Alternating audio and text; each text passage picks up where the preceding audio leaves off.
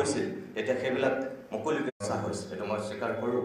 কিন্তু সেই সময়ত মোৰ কথা আছিল যে সেই সময়ত ইলেকশ্যনৰ আগমুহূৰ্তত যদি ছাৰহঁতে সেই কথাটো কৈছে কাক ভোট দিব লাগে সেই কথাটোও ক'ব লাগিছিল, তেনেকৈ বুলিতো প্ৰশ্ন কৰিছিলোঁ।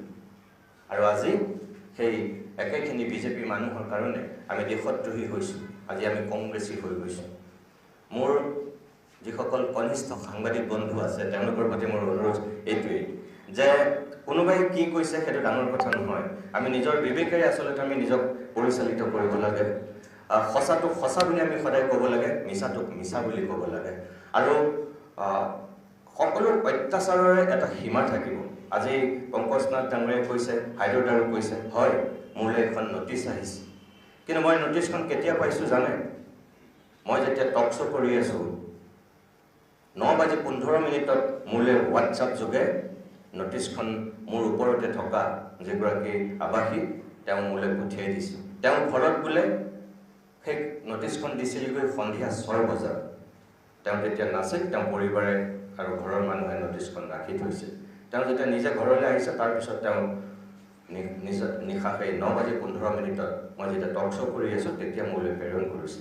কিন্তু তাৰ আগতে মই দুপৰীয়া ঠিক 2মান বজাৰ পৰা মোক বহুতে ফোন কৰিছে বা মোলৈ পৰ্টেলবিলাকত ওলোৱা নিউজটো মোলৈ প্ৰেৰণ কৰিছে। মই হতবাক, মই নিজে নটিচ পোৱা নাই, কিন্তু বাতৰি বেলেগত ওলাই আছে। মই কৈছোঁ মই গম পোৱা নাই, এতিয়ালৈকে মোক তেনেকুৱা নটিচ দিয়া নাই, মই নাজানো। কিন্তু ৰাতি যেতিয়া নটিচখন পাইছোঁ তেতিয়া মই নিশ্চিত হৈছোঁ যে এনেকুৱা এখন নটিচ আহিছে। মই আপোনালোকক কওঁ, মই কোনো অবৈধভাৱে সেই ঘৰটোত নাই। ঘৰটো 12 চনত দিছে, মই অলপ দিন ঘৰটো পেলাই থৈ দিছিলোঁ, কিন্তু 1 মাহো গেপ নোহোৱাকৈ মই ভাড়া দি আছোঁ। 21 চনৰ পৰা মই নিজে আছোঁ, আজিলৈকে মই ঘৰটোৰ এডভান্স ভাড়া দি থৈছোঁ, পানী লাইটৰ বিল সকলো দি থৈছোঁ। মাজতে মোলৈ এখন নটিচ আহিছিল যে মই থাকোঁনে ভাড়া দিছোঁ মই নিশ্চিত কৰি পেলাই তেওঁলোকক বোলে জনাব লাগে। যিখন নটিচ দিবলৈ আহিছে তেওঁলোকে মোক নিজেই ঘৰত পাই পেলাই নিজেই কৈছে যে আপোনাক নটিচখন দিবলৈ আহিছোঁ, অলপ লাজ লাগিছে, আপোনাক দেখিয়ে থাকোঁ, আহিলে লগেই পাম, তথাপিও আমাৰ ওপৰৰ পৰা হেঁচা আছে কাৰণে মই বেয়া নাপাব, আপোনাক নটিচখন আমি দিবলৈ আহিলোঁ। মই বোলো একো নাই, হ'ব। মই তেওঁলোকক এখন লিখি পেলাই দি দিলোঁ যে মই ইয়াতে থাকোঁ। সেইখন তেওঁলোকৰ পচন্দ নহ'ল বোলে, আকৌ এখন মোক কোৰ্ট এফিডেভিট কৰি দিবলৈ ক'লে।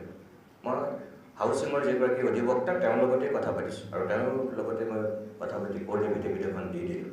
আজিৰ পৰা 6-7 মাহৰ আগৰ কথা। কিন্তু তাৰপিছত আজি আকৌ মোক নটিচ দিছে যে মই বোলে 5 বছৰৰ মূৰে মূৰে যিটো ৰিনিউ কৰিব লাগে মই নকৰাৰ কাৰণে 7 দিনৰ ভিতৰত ঘৰটো খালী কৰিব লাগে। সাংবাদিক বন্ধু কিছুমানে হয়তো ভুল বুজিব পাৰে যে মোৰ বহুত ফ্লেট শ্লেট আছে বুলি আগতে কোনোবাই ক'লে সেইটো বিশ্বাস কৰে। মই আপোনালোকক সঁচাকৈ বহুত হাত থৈ কৈছোঁ, কোনোবাই যদি মোক দেখুৱাই দিব পাৰে মোৰ নামত ফ্লেট আছে, কোনোবাই যদি মোক গুৱাহাটীত দেখুৱাই দিব পাৰে মোৰ নামত মাটি আছে, তেতিয়াহ'লে মোক একে ৰাতিৰ ভিতৰত মোক গতিয়ে উলিয়াই দিয়ক। মোক একে ৰাতিৰ ভিতৰত গোটেই সাংবাদিকসকল গৈ পেলাই মোক পোনপটীয়াকৈ লাইভ কৰি দেখুৱাই দিয়ক যে এইখিনি নিতুমণি শইকীয়াৰ মাটি, এইটো নিতুমণি শইকীয়াৰ ৰেডিমেড ফ্লেট, এইটো ফ্লেট, আপোনালোকে দেখুৱাই দিয়ক। মই আপোনালোকক ইয়াৰ পৰা আজি প্ৰত্যাহ্বান জনাই মই অনুৰোধ কৰিছোঁ যে সেইসকলৰ প্ৰত্যাহ্বান গ্ৰহণ কৰিছোঁ যিসকলে মোক 2-3টা ফ্লেট আছে বুলি কৈছে, ক'ৰবাত মাটি আছে বুলি কৈছে। আচলতে ইয়াত এতিয়া সৎ হৈ থকাটো মানে কষ্টকৰ। হোমেন বৰগোহাঁই ছাৰ 40 বছৰতকৈ বেছি সময় হাউচিঙত আছিল। আজিও প্ৰাক্তন বিধায়ক হেমেন দাস ডাঙৰীয়া হাউচিঙৰ ঘৰতে আছে, বৈকুণ্ঠ গোস্বামী হাউচিঙৰ ঘৰতে আছিলে দীঘলীয়া সময়ৰ কাৰণে। আমাৰ পূৰ্বপুৰুষ সেইসকল সাংবাদিক আছিল কি তেখেতসকলে ঘৰ মাটি কৰিব পৰা পৰিৱেশ নাছিল নেকি? হোমেন বৰগোহাঁই ছাৰৰ কি টকা পইচা নাছিল নেকি? নিজে ঘৰ কৰিব নোৱাৰিলেহেঁতেন নেকি? কিন্তু তাৰপিছতো হাউচিঙৰ ঘৰত আছিল। অৰ্থাৎ ঘৰ সম্পত্তি মাটি ভেটি এইবিলাকৰ প্ৰতি লোভ নাছিল। সেইটো পথহে আমাক দেখুৱাই থৈ গৈছে, সেইটো পথত আছোঁ। আৰু আজি সেইখিনি কৰাৰ কাৰণেও আকৌ আমি সমালোচনাৰ সন্মুখীন হৈছোঁ। মোৰ আপোনালোকৰ প্ৰতি এইটোৱেই অনুৰোধ যে এনেকুৱা বহুত প্ৰত্যাহ্বান আহিব, কিন্তু আমি সেই প্ৰত্যাহ্বান আমি সাহসেৰে গ্ৰহণ কৰিব লাগিব। মোৰ আপোনালোকৰ প্ৰতি বিনম্ৰ অনুৰোধ নতুন সাংবাদিকসকলৰ প্ৰতি, যিটো কিছু সময়ৰ পূৰ্বে বায়নদাই কৈ গৈছে, নাথ ডাঙৰীয়াই কৈ গৈছে বা হাইদৰদাই নিজৰ কথাত কৈ গৈছে যে আমি অন্ততঃ সাহসেৰে আমি প্ৰশ্ন কৰিবই লাগিব, কিন্তু নহ'লে আমাৰ ভৱিষ্যত বেয়া। এদিন ৰাজনীতিকবিলাকক আটাইতকৈ মানুহে সন্মান কৰিছিল আৰু এতিয়া ৰাজনীতিবিলাকক আটাইতকৈ মানুহে ঘৃণা কৰে।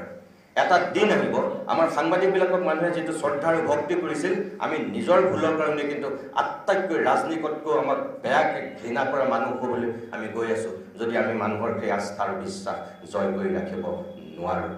সেই বেয়া দিনটোলৈ আমি নাযাওঁ। অন্ততঃ মানুহৰ মাজত আমি নিজৰ সেই সততাটো, সেই নিষ্ঠা, সেই দায়বদ্ধতাটো আমি ধৰি ৰখাটো খুব জৰুৰী হৈছে। গতিকে আপোনালোকক মোৰ এইটোৱেই আহ্বান, অনুৰোধ যে মুখ্যমন্ত্ৰীয়ে ক'লে বুলি আপোনালোকে মুখ বন্ধ কৰি নাৰাখিব, কোনোবা মন্ত্ৰী বিধায়কে ক'লে বুলি মুখ বন্ধ কৰি নাৰাখিব, প্ৰশ্ন কৰিব। আমাৰ সাংবাদিকৰ দায়িত্বই হৈছে প্ৰশ্ন কৰা, সুধিব, সাহসেৰে সুধিব যে আপুনি এইটো এনেকৈ ক'লে, এইটো কথা নহ'ব এনেকৈ। আজি মুখ্যমন্ত্ৰীয়ে এই যে পংকজ নাথে কৈছে তেজপুৰৰ DY 365ৰ সাংবাদিকজনৰ লগত যিখিনি বাকযুদ্ধ হৈছে, তাৰ আগত BBC সাংবাদিকজনৰ আগত, লালন টপৰ সাংবাদিকজনৰ আগত যিখিনি কথা হৈছে, সেইটোৱেই হ'ব লাগে, প্ৰশ্ন কৰিবই লাগে। আমাৰ কিছুমানে মুখ বন্ধ কৰি থকাৰ কাৰণে তেওঁলোকে বহুত সাহস পাই গৈছে। মোৰ গতিকে ইয়াতকৈ ক'বলৈ একো নাই। দুৰ্ভাগ্যজনকভাৱে আমাৰ কাৰ্যালয় ভাঙিছে, তাৰপিছত এনেকৈ নটিচ দিছে আৰু কিবা কিবি কৰিব। আজি মোৰ ক্ষেত্ৰত হৈছে, কাইলৈ আপোনালোকৰ কাৰোবাৰ ক্ষেত্ৰত হ'ব, তেতিয়া কি কৰিব? আমি সকলো একগোট হৈ থকাটো খুব জৰুৰী। গতিকে মই ভাবোঁ যে আপোনালোকে সমস্বৰে একগোট হৈ মাত মাতক। মই আপোনালোকৰ লগত সদায় আছিলোঁ, আছোঁ আৰু ভৱিষ্যতলৈও থাকিম। বহুত বহুত ধন্যবাদ। নমস্কাৰ।